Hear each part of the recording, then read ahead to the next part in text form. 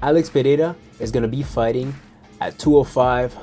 He is now a light heavyweight at the UFC. I like it. I love it. Why do I like it? Because Poatan's cuts at 185 were terrible for him. He took too much. He was going to mess up his liver. The guy's 34. He's going to be 35. He's considered veteran at fighting. So it was unsustainable for his career to keep cutting that much weight. Let's not forget that the guy weighs walking 230 pounds. So he would cut around 40 pounds to make 185. This guy would cut a leg off to make 185. So personally, I like it. I love his decision. Great decision. What is next for him at 205? Who will he fight? Who will the UFC give him? And there's many scenarios. There's many fighters he can get. Some people want to throw Jamahal Hill right at him. Jamahal Hill has knockout power as well. Pereira has knockout power. Jamahal Hill has knockout power too. Let's not forget about that. And I don't want that. What I want is the UFC to throw him someone into the top 10 or in the top 5. There's many possible fighters that he can fight. Personally, I want Jiri Prochazka. I will never get tired of that. I want this fight to happen. That would be a good debut for Pereira and a good comeback for Jiri Prochazka. For Jiri Prochazka, it would be a good statement, coming back from a shoulder injury. Well, we'll have to see how that, shoulder injury plays out, because he did get surgery. And usually athletes, when they get, surgeries, they're never the same. But Jiri Prochazka's still young. He's, I think, just 30. So I'm not too worried about his shoulder. But that will be a great fight. And here's why. Jiri Prochazka's stance is very, karateka. Like, the guy watches a lot of Mortal Kombat, Tekken and all that stuff.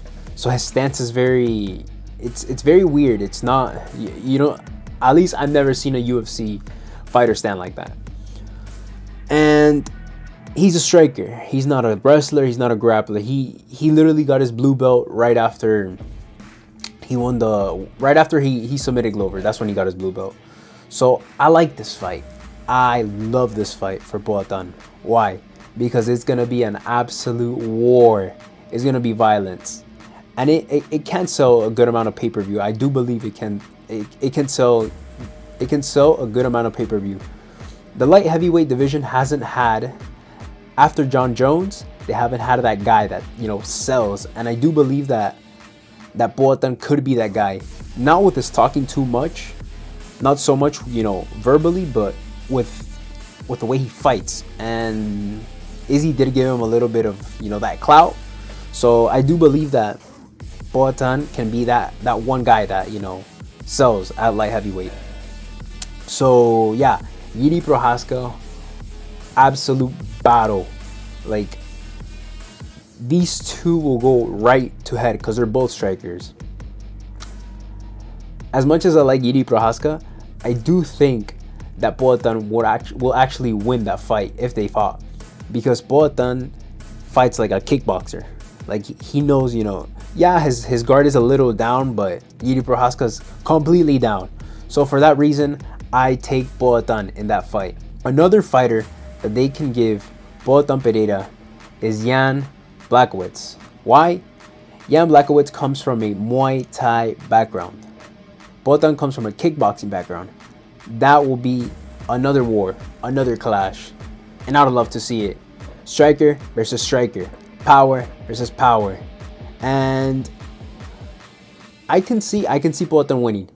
The only way I can see him losing is if Jan Blachowicz fights Poatan like he fought Israel Adesanya when Israel Adesanya challenged him for the 205 belt. You guys remember, Jan Blachowicz is bigger than Izzy. So what did he do? He mounted him for almost the whole fight. But Pereira is bigger than Izzy. But we'll have to see. But that is also a good fight. Now, a fight that will complicate Poatan in that division will actually be, besides Jamahal Hill, who I think will give him a rough night, is Magomed Ankalaev. That guy is very complete. He's a Dagestani. We all know what the Dagestanis are known for. They're crotch sniffers. And that's why I think he's going to give Poatan a hard time. We haven't really seen Poatan fight a wrestler. A good wrestler, we've never seen that. We've only seen the UFC throw him strikers at 185. And that's why I do think Poatan will have a rough night against Ankalaev. Poatan can only beat Ankalaev if he throws us a surprise. If he goes out of nowhere, does a George Masvidal flying knee to Ben Askren type of surprise, some way like that, somehow in that fashion, I do believe that Poatan can finish Ankalaev. Ankalaev does have a strong chin. This guy's he's a Neanderthal.